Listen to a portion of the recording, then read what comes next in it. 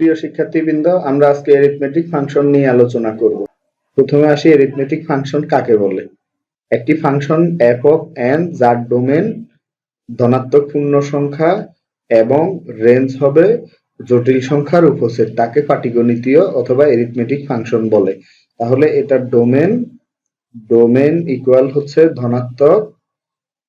ধনাত্মক পূর্ণ সংখ্যার সেট, আর রেঞ্জ হবে জটিল সংখ্যার উপসেট। যে সকল ফাংশনের ডোমেনটা ধনাত্মক পূর্ণ সংখ্যা এবং রেঞ্জটা জটিল সংখ্যার উপসেট, তাকে আমরা অ্যারিথমেটিক ফাংশন কিংবা পাটিগণিতীয় ফাংশন বলি। এই ফাংশনটা সংখ্যাতাত্ত্বিক ফাংশন বা সাংখ্যিক ফাংশন নামেও পরিচিত, অর্থাৎ এটার আরেকটা নাম সংখ্যাতাত্ত্বিক ফাংশন অথবা সাংখ্যিক ফাংশন। এবার আমরা আলোচনা করব মাল্টিপ্লিকেটিভ ফাংশন নিয়ে। মাল্টিপ্লিকেটিভ ফাংশনের আরেক নাম হচ্ছে গণিক বা গুণাত্মক ফাংশন।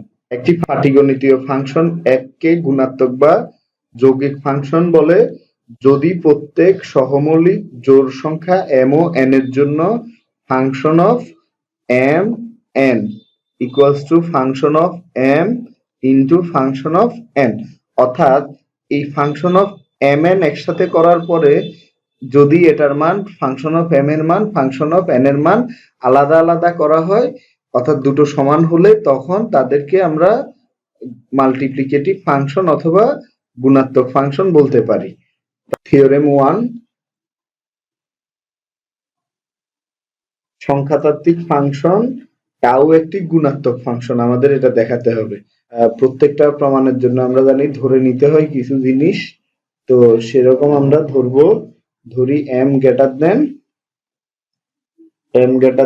1 n গ্রেটার দেন 1, অর্থাৎ দুটো সহমৌলিক সংখ্যা হইতে হলে তাদের গুণনীয়ক হবে 1, অর্থাৎ গুণনীয়ক 1 ব্যতীত আর কোনো গুণনীয়ক থাকবে না অথবা উৎপাদক থাকবে না, সে সকল সংখ্যাকে সহমৌলিক সংখ্যা আমরা বলতে পারি। তাহলে এই m গ্রেটার দেন 1 আর n গ্রেটার দেন 1 এর অর্থ হচ্ছে এই দুটো সংখ্যা 1 এর থেকে অবশ্যই বড় হইতে হবে,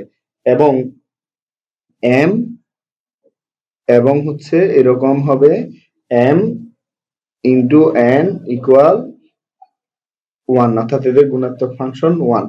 তাহলে আরো ধরা যাক, এই m এর মান হচ্ছে এমন একটা মান p1 alpha 1 p2 alpha 2 dot dot dot pk পর্যন্ত, pk আলফা k, এবং n সমান হচ্ছে এরকম একটা মান ধরি আমরা q1 আলফা ও q1, এটাকে আলফা না ধরে beta 1, q2 beta 2, q3 beta 3 dot dot dot dot, তারপর হচ্ছে qk বিটা k, এরকম দুটো মান আমরা ধরে নিলাম।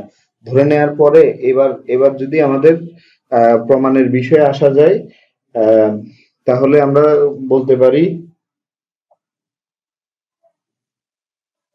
টাউ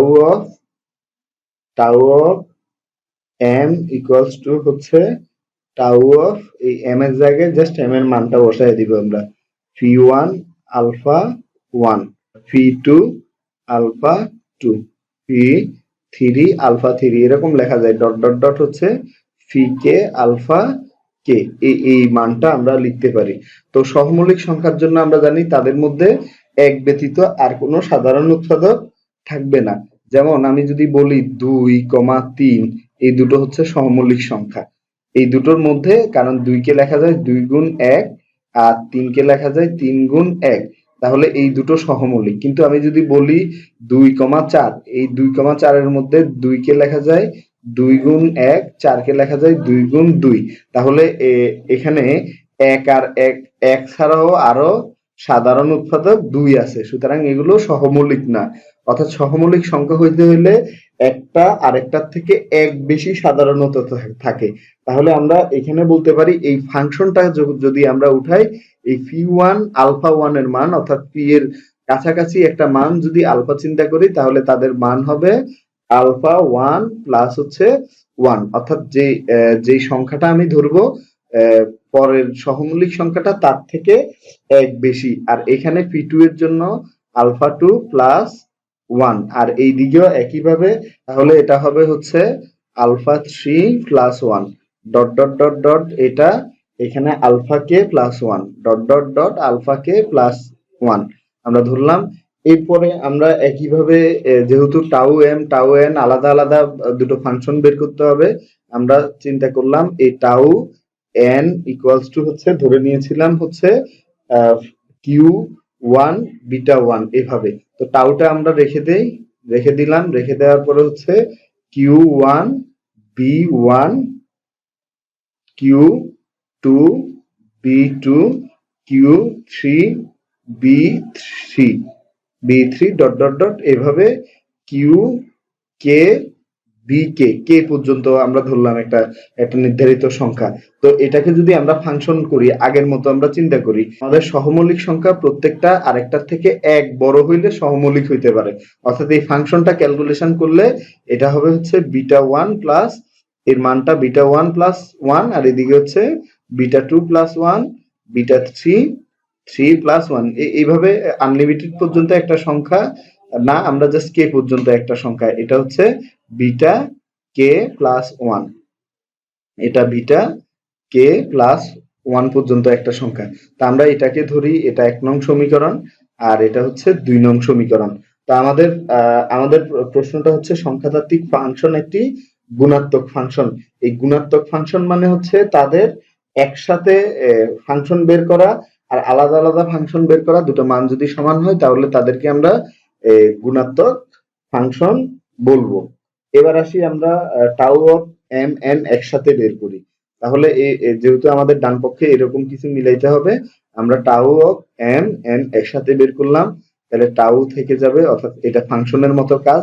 আর এম এর মান ছিল এরকম phi one alpha one P two alpha two P three alpha three dot dot dot P K alpha K into এর সাথে হচ্ছে এন এর মানটা এরকম Q one beta one Q two beta two Q three beta three dot dot dot Q K beta K, এই হচ্ছে আমাদের দুটো মান।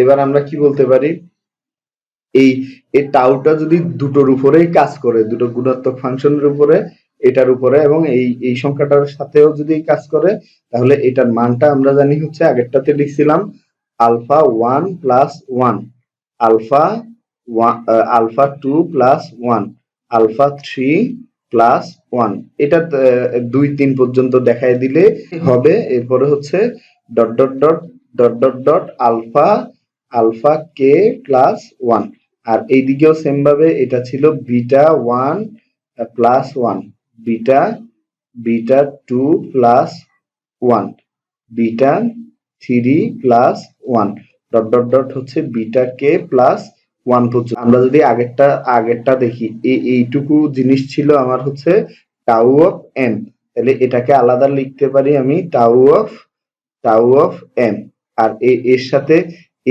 এইটুকু জিনিস ছিল আমার টাউ অফ এন এন এর মান, তাহলে এটাকে টাউ অফ এন আমরা বলতে পারি।